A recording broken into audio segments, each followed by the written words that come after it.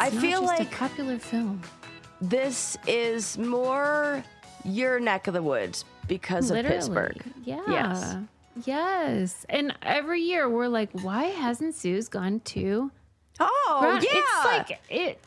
Dude, this is your opportunity. I actually should because Just for the bit. for the first time ever watched Groundhog's Day Get out of town. just like a week or two ago. It's a great film. It's so good. Why didn't you guys tell me? Okay. This is what I love to say. Everyone talks about how it's great, but it really is. What did you like about it? He learned a valuable lesson. Yes, I like that part too.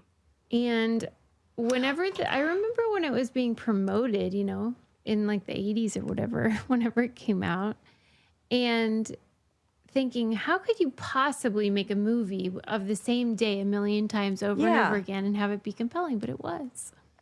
You know, now that you say it's a movie where he learns a lesson, Yeah. I can't remember the last time I watched a movie where somebody learned a lesson. Get out. Like a la the films of the 80s, you know?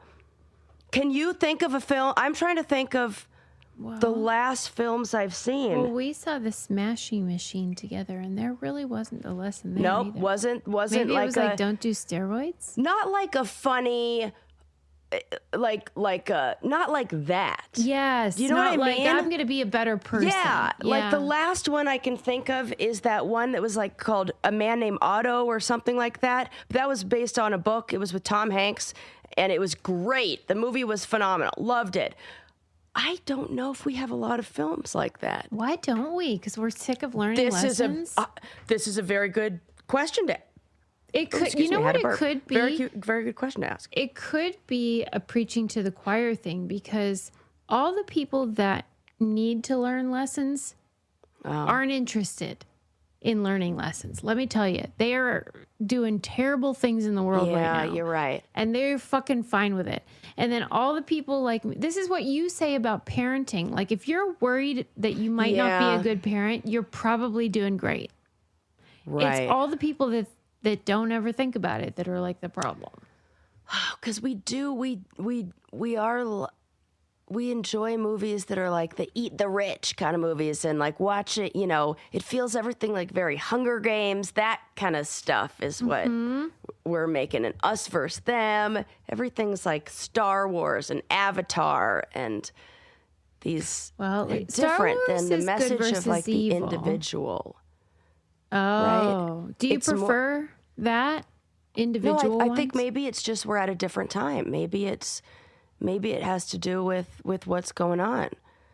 I know that I'm sick of hearing about ways that I should improve. Like, me too. You know, right now, do not tell me. Good. Do not tell me. Like, right. How can I do better? We are busting our asses out here. I'm gonna say, how can I do less? It's kind of like a so what? Who cares? It is kind of like that, Sarah. And I don't even want to do less. I just want certain people to do a little bit more.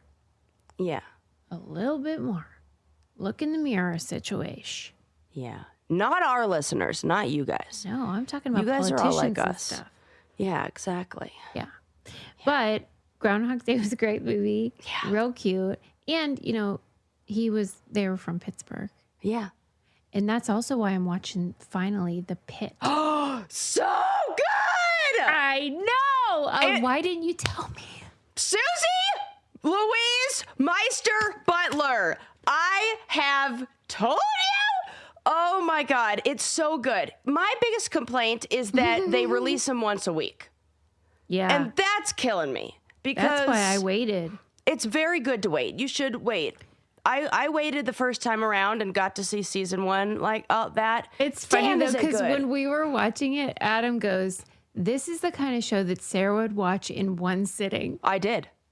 Like, you would never want to sit around like waiting. Oh, I'm dying. It would kill you. I'm dying. And then what I have to do every time a new episode comes out is go back and watch the last two. Yeah. Because I got to get in it. I got to get I'm in the zone. In the shift with them. We're going through the shift. This is 7 o'clock to 8 o'clock.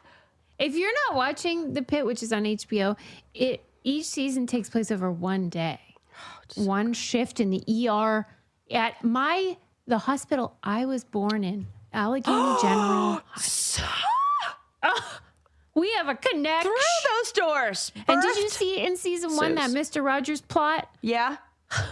There's you a think lot that's not going to get me? Suze, there's a lot of and No. and then season 2 talks about Tree of Life. Yes. That's what got me to Susie, do it. You're gonna die. You're gonna be like, oh my God. Too much. It's too much. There's a lot of you cry. Yeah, I don't, but I do love it. And I feel very emotional. moved. And I think it's an important show. It's a very important show. It's and talking tell me a lot that guy about, doesn't look like my brother Dave. He absolutely looks like Dave. It's and kind crazy. of the, like, yeah. And the same attitude of like, fuck you, I'm going to do the right thing. Yeah. Yes. Yeah. Anyway, it's great. If you're not watching it, it's really, really good. I love when Susie gets into a scripted show. I know you do. Oh, it's like Christmas for me. I got to see Louise this past week. Yes. And I don't know if I'm ready to talk about it because it was like so I will, but it was just so great. I loved being with you. It was cut short. It was cut short because of the weather, but let me tell you, you made the right move. No joke. Because my girlfriend's flight that was supposed to leave at 5 then got delayed till 6, then 7, then 8, then 9, then 10 p.m. Why do they do it's that? Like, why did they do that? Who are Just they cancel kidding? it. Just cancel There it. must be some sort of reason. There must be some sort of legal because they thing. can't. Yeah, they probably have to. Pretend. Yeah, pretend basically. Because that whole ice storm came in and everybody got shut down, and No joke. it's bad. It's bad. And then I got home, and I'm so glad that I changed my flight and got home early because I have not left this property in the last 4 days. Oh, man. And, no signs of that changing. And I feel very lucky to have a warm home, Yeah, but I could use some fresh air. I bet. And you know what, Sarah? Just It's because you're shitty with a snow. 13-year-old.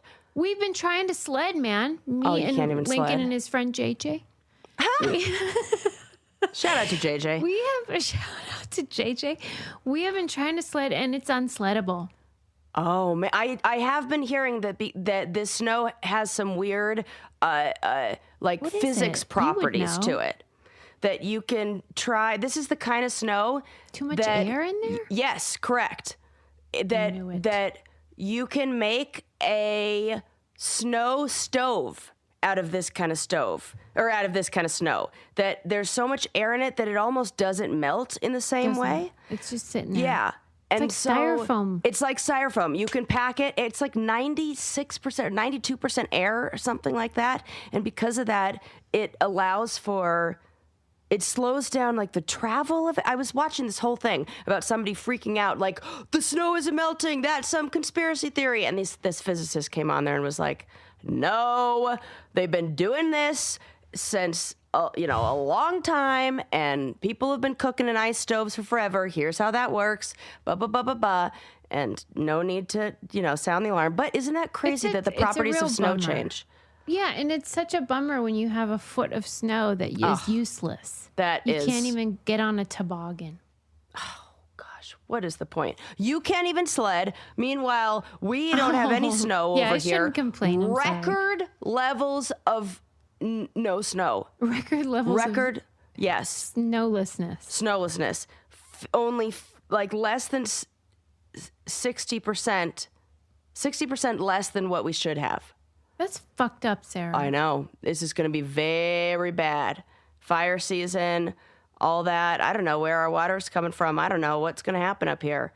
Well, at any rate, I'm glad I saw you. It was a hoot and holler. We will, I'm sure, pepper in stories all the time. Yes, What? we definitely will. I did you I wanna want to say? just say some of the things that I learned. I learned that Susie is a great bowler, and I am not. Well, it's a good thing. Hold on.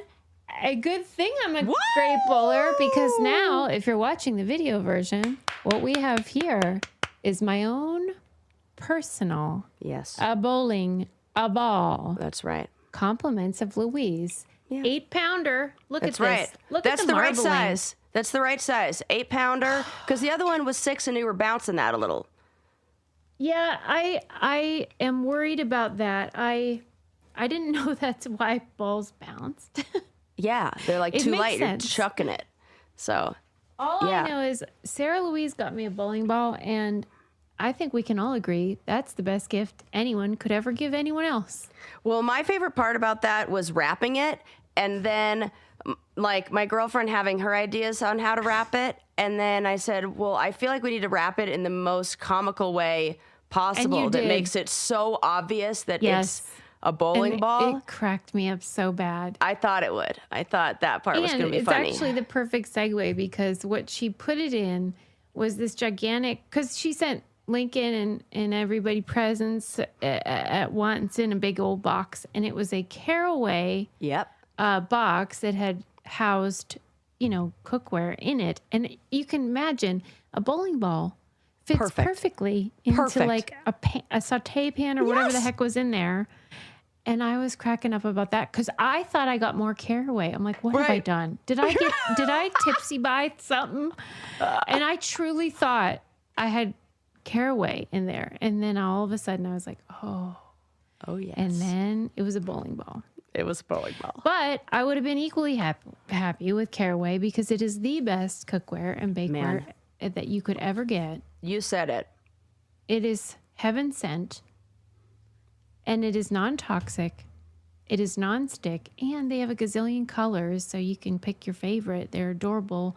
I am real into that black, like I think it's like a matte black Oh, a matte that one of our black. brainiacs got, and it was very witchy and super I sexy. didn't even think about doing the matte black. Because that would go if you got like, if you have any cast iron. Yes. Super cute yes, very together. cute together.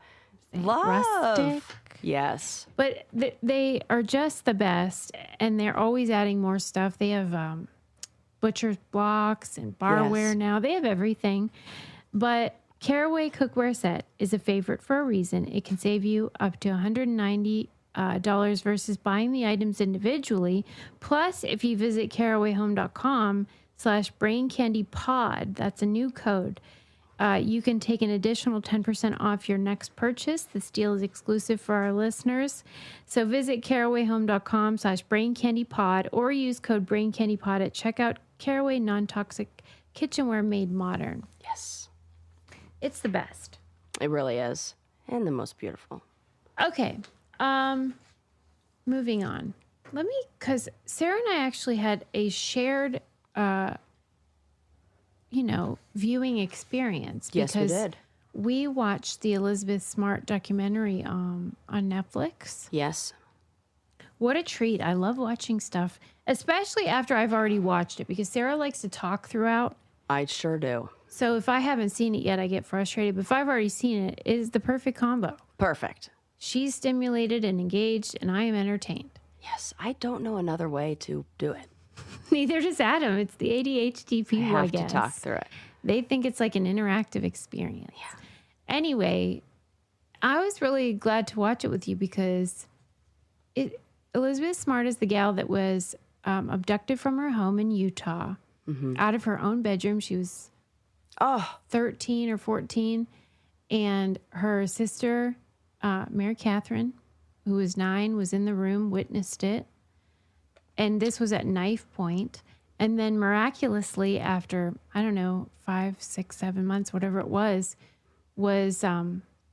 rescued. Yes. Thanks to people with the old eagle eye. See something, say something. God, I love it. Yeah. Don't you love it? I really do. Those That was like, people- you got the bad feeling and you're like, okay, something's not right with this. And like, that takes courage because you don't want Yes. to sound the alarm and then it's not, Right. and you look like a crazy person. So I was really into the fact that she was saved and now is doing good work. But anyway, what did you think of the doc, Sarah? Oh man, it was so good. It that all happened at a time where I was very young too, so I got bits and pieces of it. but I don't really remember the details. Was it how you remembered it? No, because I was under the what happened is that like my little kid brain combined movies like things like the movie Room, and then things like this Elizabeth Smart, and I had thought that she had escaped herself, like ran away, or ran or something like that, and so. I don't know. It just it cleared up a lot of things, or painted a clearer picture for me. And then I didn't go digging into it or looking into it because this is a weird crossover or connection. I was on The Real World with Chet Cannon, and Chet's brother was dating Elizabeth Smart, and he said to me, I don't want anybody to know, like the family doesn't want anybody to know about this. She had a lot of trouble. This was before she was open and talking about everything. Yeah, she was young at the time. This was soon after. Right. Yeah. So, and when somebody, maybe this is like why I'm a therapist and just like the perfect personality type for a therapist. But if somebody says like, don't talk about it, or don't look and don't, it's say like anything. She erases it from her brain. It's like I erase it from my brain. Has benefited me many a time. Like I don't. I'm like, yeah, I don't. If you tell, I no memory of that. No, like I just don't. I don't ever think to look back on it or look up anything. So I just kind of kept it as this mysterious, like. I will say that's something I really appreciated about the Mormon community in Utah. Really came together. I mean, they were all Elizabeth Smart's parents and family, like in their brains. They wanted her home. And like and then even when she was rescued, it seems like by what you're saying, they wanted to protect her. They felt that. What a good point. They absolutely, they wanted to protect her. Yes. I thought so many things about that documentary were interesting. Like the, how her mother was not a participant. And I think the story about her dad is really interesting. Like told me. Oh, that he came out of the closet. Yeah. Yeah. And I bet you this is all probably intermingled, because when you go through something like that, I'm sure it shakes stuff loose in your own world. And what matters, what we're going to be honest about. But then I can totally understand why the mom would be like, I just want it to be in the past. Right. And I'm sure they're all very lovely still, but like it probably brings up so much. I can't even imagine how they survived. Suze, could you even, we talk about how if it can't fit in your worldview, like you can't even accept that as a reality. Like I can imagine a mom not wanting to even accept that, in the middle of the night when she's supposed to be watching her child, or that your child you're protecting, your job is to keep them safe, that somebody comes in and kidnaps your daughter. That would, the shame and the guilt. To add to that, this wasn't touched upon in the documentary, but I remember reading about it, that part of the reason, the person that had abducted Elizabeth Smart had been a hired person to work on their house in a contracting renovation situation, and that the parents had intentionally hired unhoused people and people that were higher risk because they believed that that was the moral and beautiful thing to do, that you want to give work to people who are at risk. Yeah. And that really is beautiful. And in this case, this 1 in a zillion chance, it went terribly wrong. And the feelings that you would have about having brought people into your home willingly, who then could do that to your child. That would be, I would feel to blame. How do you deal with it? Right. And I think that you can't. You have to just put that in a little box somewhere. Right, because it's not their fault. Right. And they're wonderful parents, clearly, but what a terrible outcome. And what a miracle that she came home. Yeah. And I think the story about just who he was, the guy who took her, was so sick and I should write to creepy. him. And like how his he'd had that whole like delusional like prophet thing. What do you chalk that up to? I mean, psychosis, like that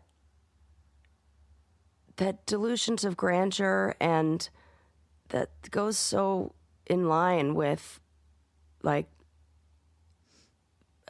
psychopathology. It looked like very similar to Charles Manson's mania. You're trying to, and you believe that you're like God. He made her call him God, all that stuff. That's sick. Yeah. And do you think, and that's a personality disorder usually rather than something that could be medicated? Oh, yeah. Yeah, right. That's what I thought. Yeah, totally. And then manipulating this other woman, and his family said he would do weird things with animals. Oh, really? Yeah. That Emmanuel wasn't even his real name, and that he had a history of,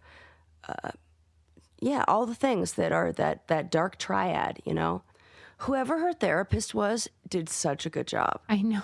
Like, you guys should have an award ceremony or something. I know. We should have a therapist award ceremony for the people who are like, she gets one. Yep. Yeah, absolutely. Look what she did with this case. That you can just tell. You can tell the people where you're like, oh, they had a good therapist. Mm-hmm. And I'm sure we could name other ones if you think of it, where you're just like, And I'm sure there's an element of just sort of however their brain naturally worked and what they could access to begin with. But yeah, she's crushing it. Good for her. Yeah. And highly recommend if you haven't watched it. I also highly recommend having a little bit of a treat. And that involves wild grain bread, if you ask me. I am about to enjoy a very fun, what we are calling cozy girls weekend.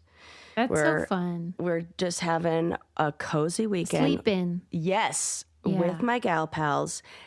And I got an email or a text message to our group thread saying, what kind of pastries would you like? How do you feel about almond croissants, chocolate croissants, da-da-da? And then my friend said, because I'm ordering wild grain. And I said, excuse me? Yes. And everybody was like, oh my God, yes, I love all of this. And I said, I love bread. Exactly. And if you love bread or pasta or pastries or what else? There's something I'm forgetting. I feel like there's something I'm forgetting. But, well, they have a million things. Right.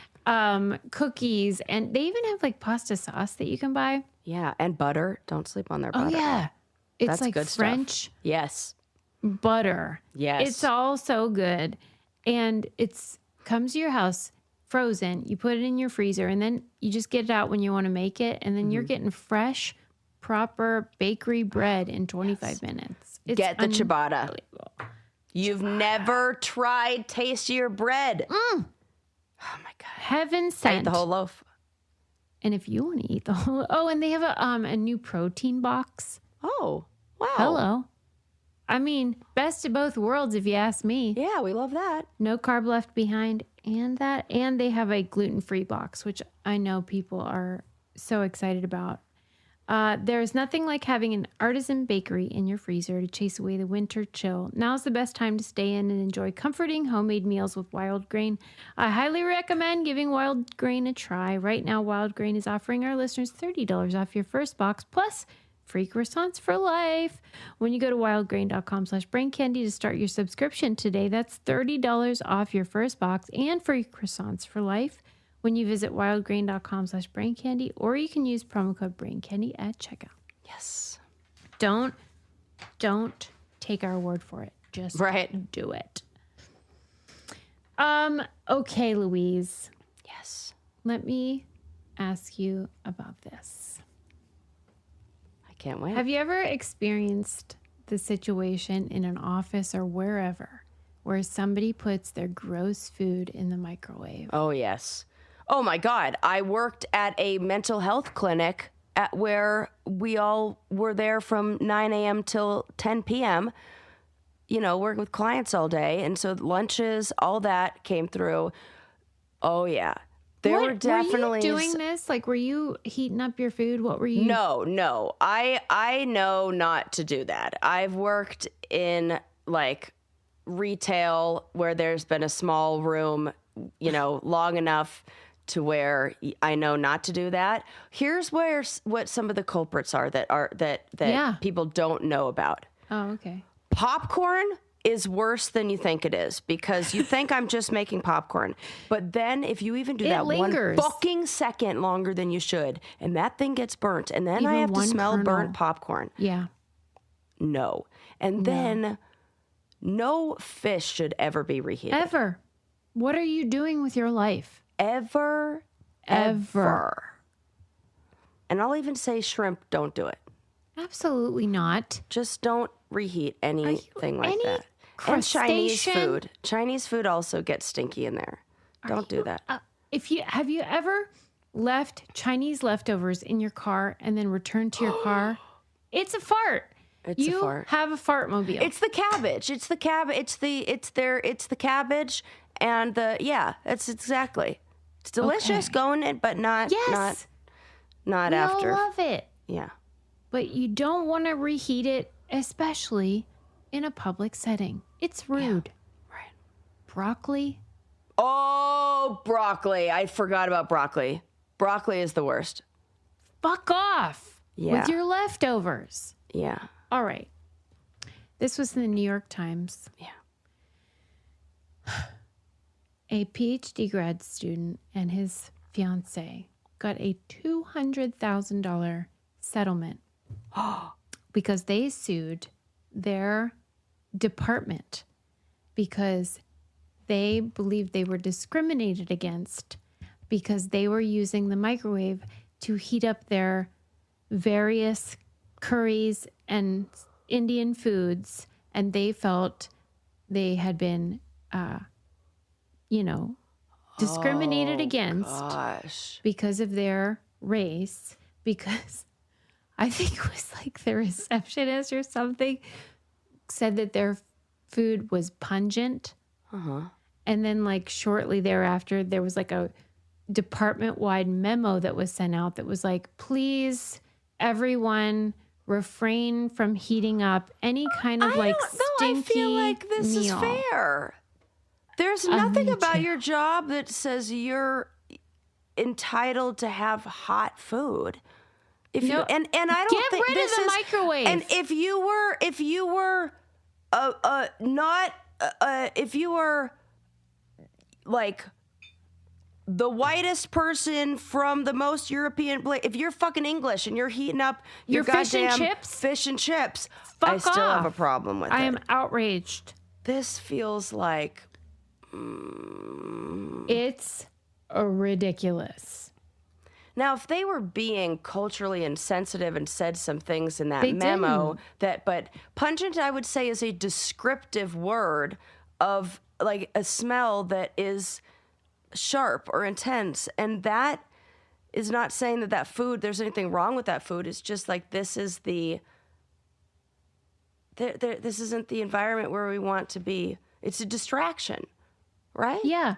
And somebody in the department said, when he started to complain about these, restrictions, they were like, we feel the same way about broccoli. Like, any stinky food. That's what I'm saying.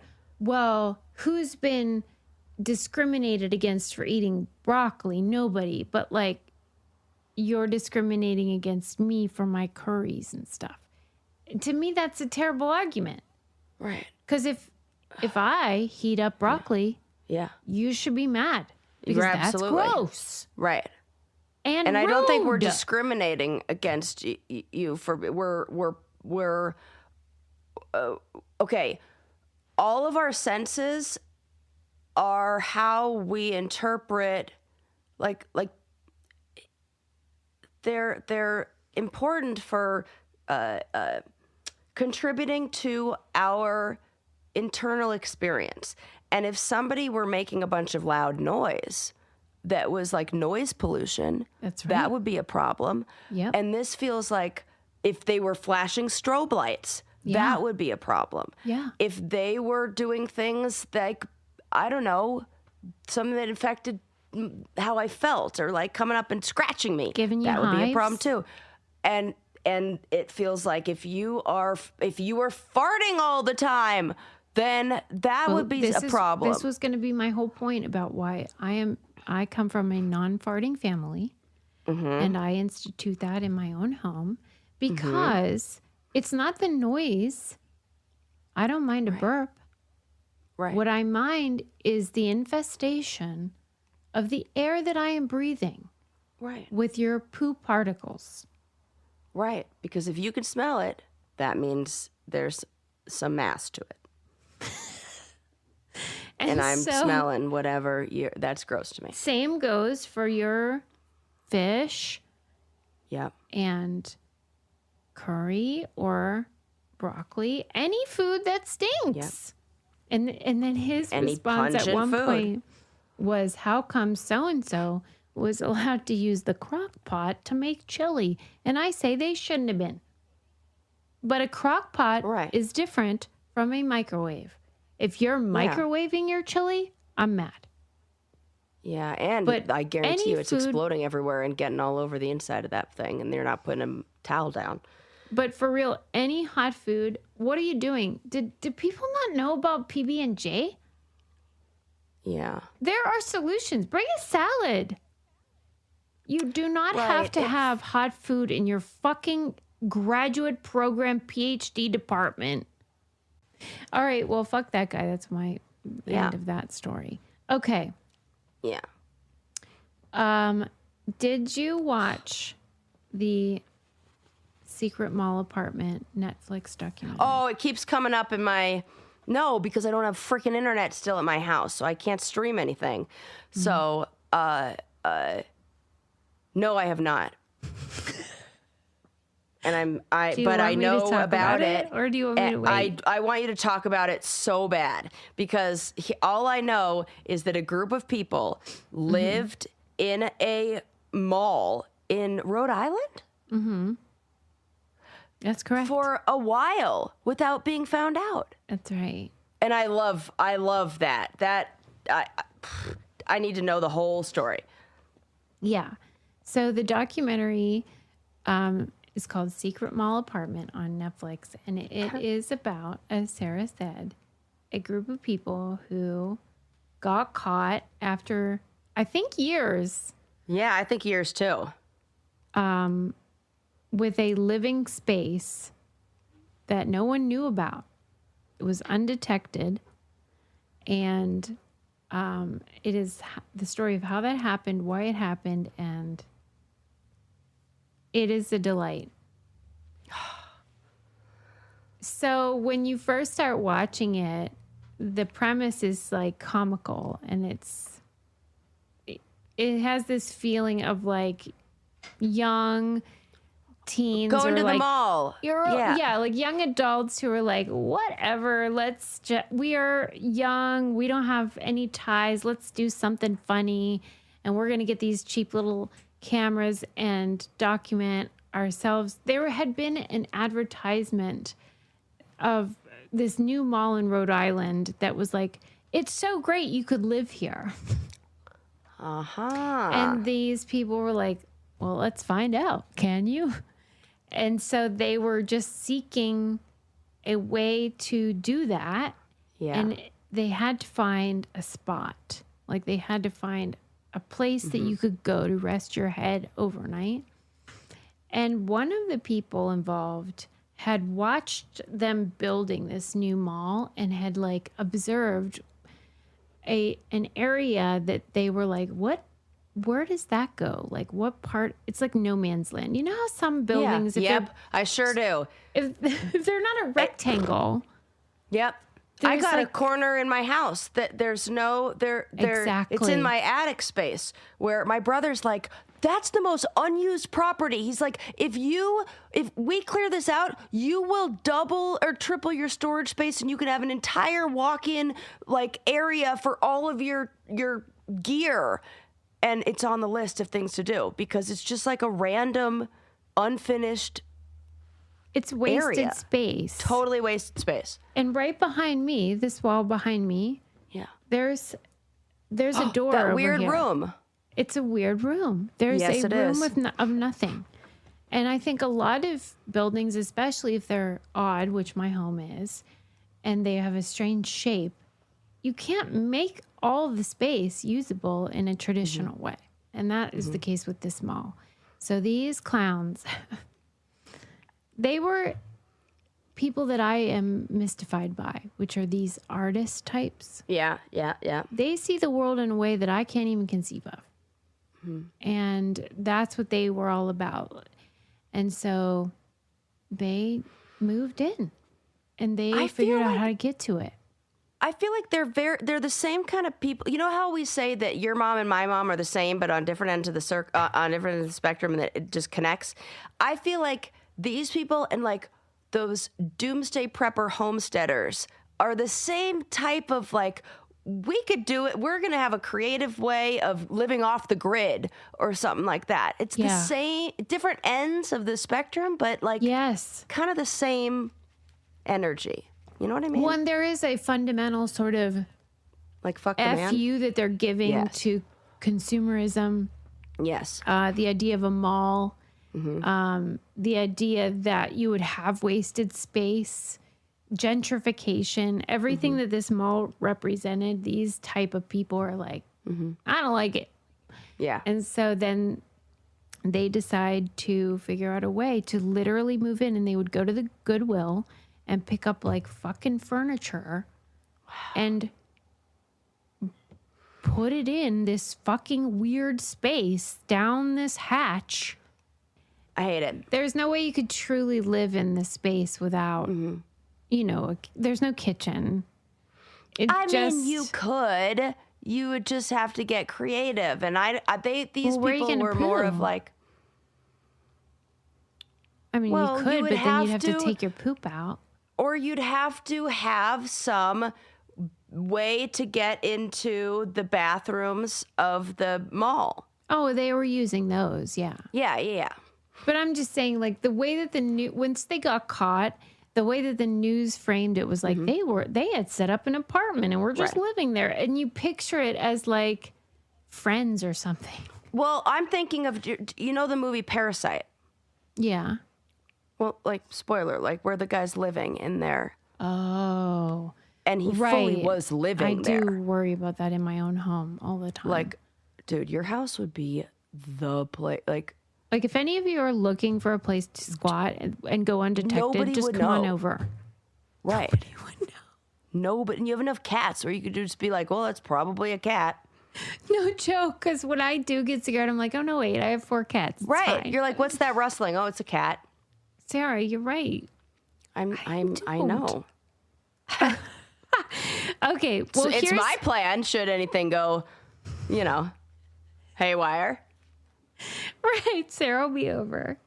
Unannounced. Okay, here's what I do like about the documentary. It begins as this playful, it kind of like class action part. Yeah. Where it's just like super fun, like the silliness. And then it takes a turn. It's shape shifts and becomes like, oh, wait, this is about art and performance art and what is real life and what is art. And then also like, what is a crime? You know, because what is a crime? That like, you know what? I hate when they say we have to make an example out of somebody, like that whole thing. Yeah. Well, we don't want to set a precedent for. Oh, really? Like, because so many people were rushing to live at the mall if you didn't like prosecute or whatever. Right, and nobody got hurt. It was this it really was is all victimless. in good fun. Yeah, like The only people that are mad are the mall owners, and fuck those guys. Yeah, fuck those guys. And it's like our book club pick for the month, where how a lot of the police and the people investigating the crime of the guy who were like, well, if he got away with it, like, it's kind of great. Like, what a great story. Like, they didn't even care. Like, I feel like this should be one of those kind of things. Like, well, and they did go to great lengths to show how these are true artists who, like, outside of this silly art or life thing, were doing beautiful art outside of it. And they were, the main guy, he was going to a children's hospital, and he made tape art with the children, which is like, it's kind of like painter's tape, and then you make like designs on the wall, and you involve the kids, and I mean, it really is super cute. cool. Okay, we like these guys. Yeah, they're the good guys. And they also acknowledged how if they were black or brown, they wouldn't have been able to get away with it for as long as they did. And how, like, everyone gave them the benefit of the doubt. Like, oh, you're just bringing a couch in? Yeah, it's fine. Like, you're just bringing cinder blocks in. Yeah, and they know that. That's great. And then 2 of them were married at the time. And the main guy was the husband. And he really loved this because he's like super artsy guy.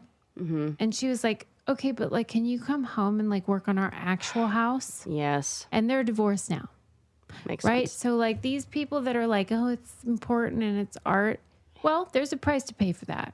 Absolutely. Because your wife wants you to fucking deal with the floor in your own house instead of the pretend house in the mall. There was another guy who was living in like a garage with his cars or something like that, and it was, or like in a container, and it was the same story. And I said, was this guy recently divorced? And you said, yep. Yeah. And it was like, okay, I know what this is. This is, well, she told me I have to take out the trash, and I don't want to. So now, her. Oh, for Pete's sake. Yeah. No woman on her own is ever doing anything like this, and no married man is going to stay married continuing to do this bullshit. Right. And his new girlfriend's in it, and she's just like, he's just the best. I don't get it, but he's a delight. And I'm just like, yeah, bitch, you stick around for a minute. Yeah. Wait till Valentine's Day. The things that I think that those guys could take advantage of are if they have become social media savvy. And then there's this group of like arts, like these creative guys who are also able to have a following, and they're making enough money to do that, or doing that they could keep a girlfriend. And I'm just like, under no other circumstances. Yeah. Would it ain't worth it otherwise. That's why Mr. Beast has a girlfriend. Because he has enough money to make his like, terrible personality tolerable. Because, man, after you said that, I was like, that guy is boring. Mr. Beast? Yeah. Oh, my God. He is like if white bread were a person. Absolutely. Off-white paint, like Helvetica, like Jesus Christ, he's boring. In every interview I see of him, he's like, yeah, my friend, he was talking about, like, meeting his fiance. And he was like, yeah, I was hanging out with so-and-so, and they wanted to go out drinking and partying. And I was like, why? When we could work. And I was like, oh, he sounds fun. And he's like, but they made me. And then I met my fiance. But like, you can see that he has a singular focus. He is myopic. And the only reason that woman has agreed to marry him is because he is a gazillionaire. And that ain't for me. Not for me either. I'd rather live in a cardboard and in the mall. I'd rather live in the mall with a not weirdo. Dude, I see a lot of this like the washed up like rock and roll stars and their young girlfriend. I see this. I think we've talked about this. We did talk about this. Wait, who were we talking about? Was it like Nikki Sixx or something? Yeah, something like that. Tommy Lee can be in the same category. That whole band, Motley Crue, is like truly a stereotype of problems. What are we doing here? Yeah. Okay, well, anyway, you guys should watch that documentary. Okay. Oh my God. This is just fun. It's surprising twins don't commit more crimes. Sarah, good point. I mean, I think it's good they don't, but like, why there isn't, is there actually, now I want to ask that, is there a higher rate of twins committing crimes? Maybe they don't because they wouldn't want to like the other implicate. person. Yeah. Good question. They can't risk it because they love them so much, you know? They're like super attached. They are. Okay, this is a hilarious crime. Okay, Brain Candy Crime Watch. This is one. A woman was arrested with a bag full of drugs, labeled definitely not a bag full of drugs. Was this like a cute thing? Like it was embroidered into her purse, kind of like how you have the jar that says weed? You would think. Oh, no. I thought the same thing. I'm like, oh, she bought something and then like, shouldn't I? Right. No, it was a brown paper bag that someone wrote on because they thought it was fucking funny. And this gal. Stop it. Oh, she sounds like, as I'm not saying what she did was right, okay? Like she should not have done what I'm about to tell you she did, but she sounds hilarious. Okay, is she British? Is she? I picture her with an English accent.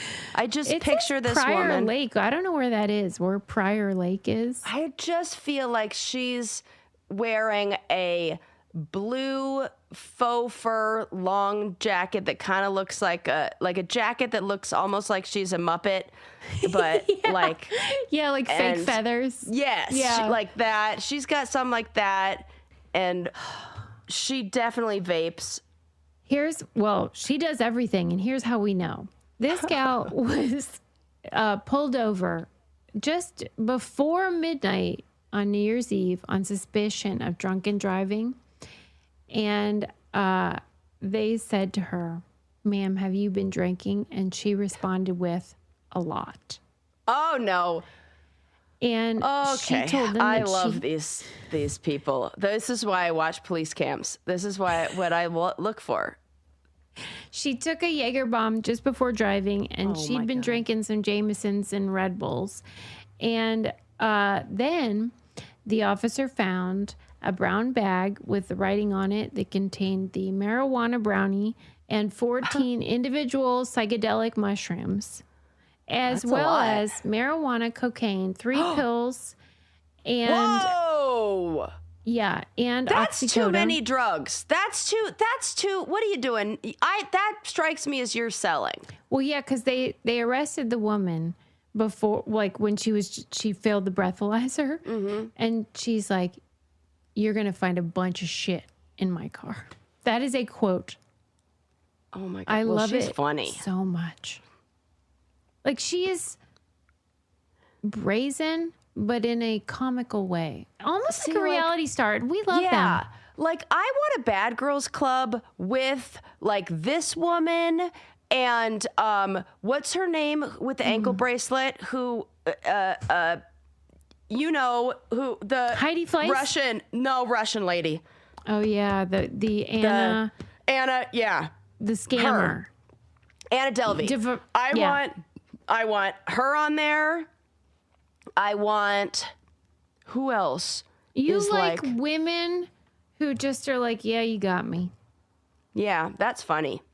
It is funny. I don't like people that are driving under the influence, but no, I definitely don't like that. If you get pulled over, at least just be like, yeah, you got me. Yeah. Okay.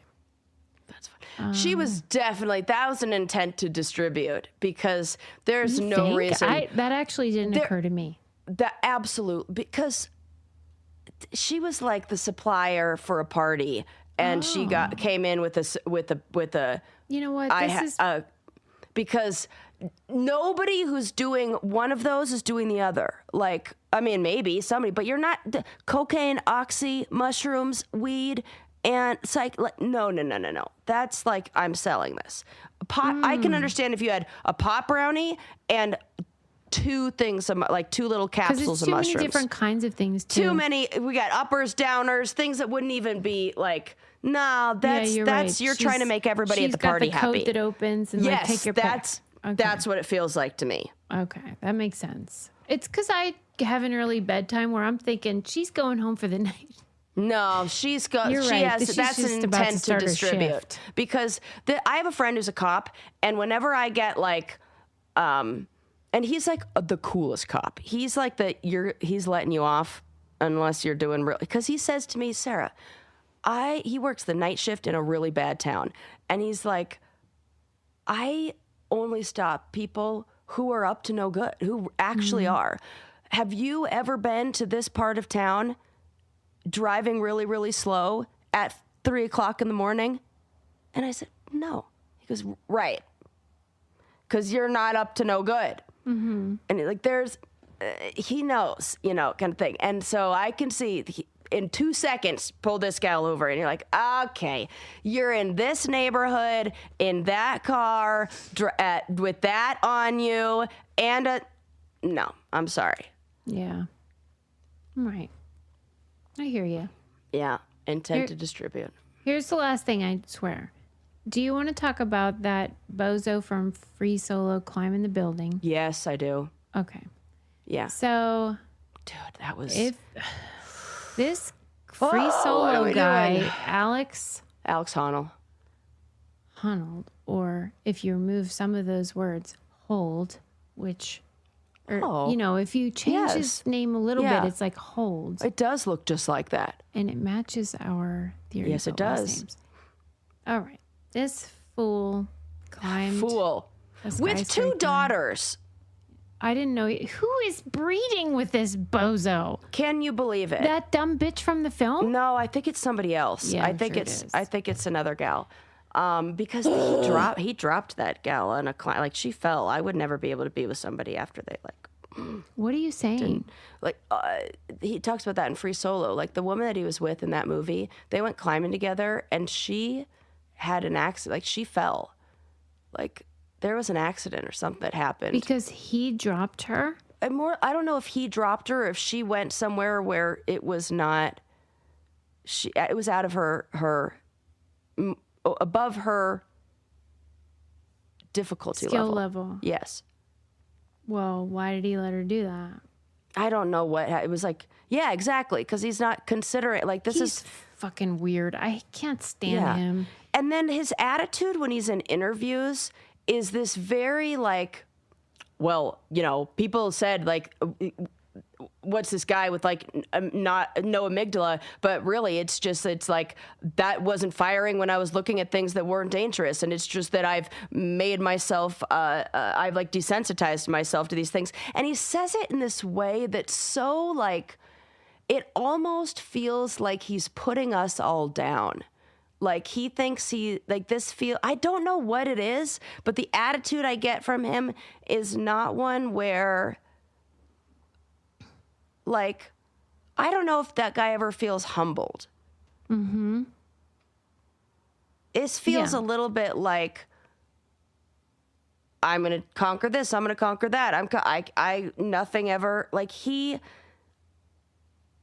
I don't know. There's an arrogance that is, do you remember the Parisian tightrope walker who they made the film about, Man on Wire? Mm-hmm. He was cuckoo crazy and nutty and would do all those things, but there was a humility about him. There was this like feeling of like an understanding of life like and death, what could happen. I don't feel like that with Alex Honnold.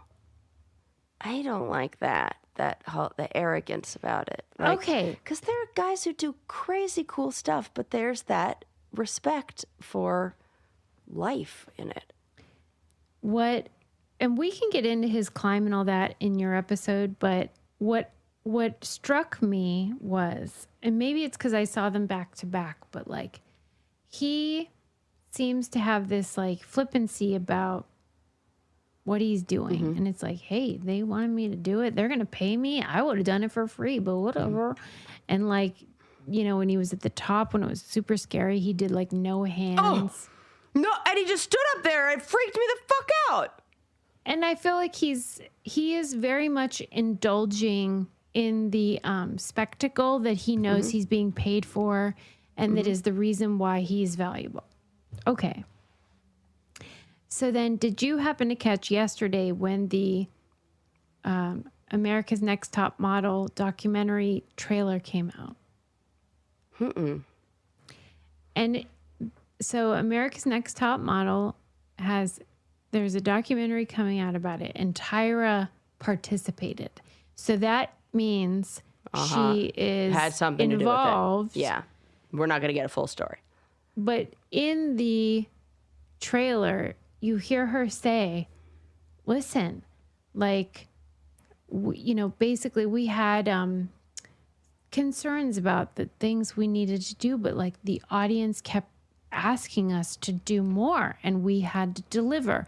So like this, it's not me, it's the audience. It's all of you guys for wanting low-hanging fruit. Right. I had no choice in it. And it feels similar to this, where it's like, how can part of what makes the free solo thing so compelling is because he might die. Right. Correct. And the audience and the crew has to film it. I hate that. And think, I might be filming or watching somebody perish. Yeah, that's what his videographer said, filming Free Solo too. Right. And so then there's this thing of like, the people want what they want. And then they wash their hands of it. And it's like, maybe we shouldn't do that. I totally agree, Suze, because you know what? With that logic, then if somebody's out in the side of the building and the firefighters are all there and some idiot goes, jump, we should listen because give the people what they want. Right.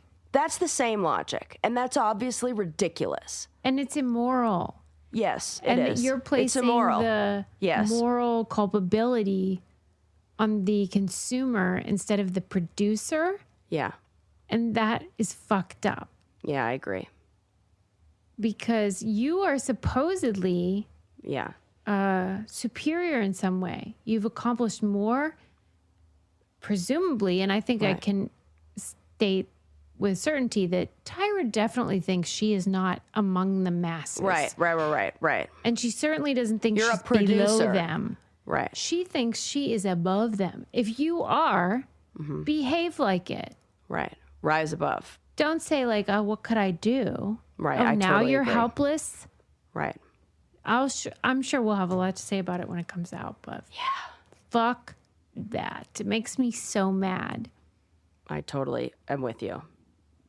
I hope you guys are with us. And if you are, please use our codes, which can all be found at thebraincandypodcast.com. And if you want our reality tea content, where we usually pillarize the this is the shit that say things like Tyra. Correct. You can go to patreon.com/braincandy. And if you want to join our candy club, that's on our website too. We love you. Bye.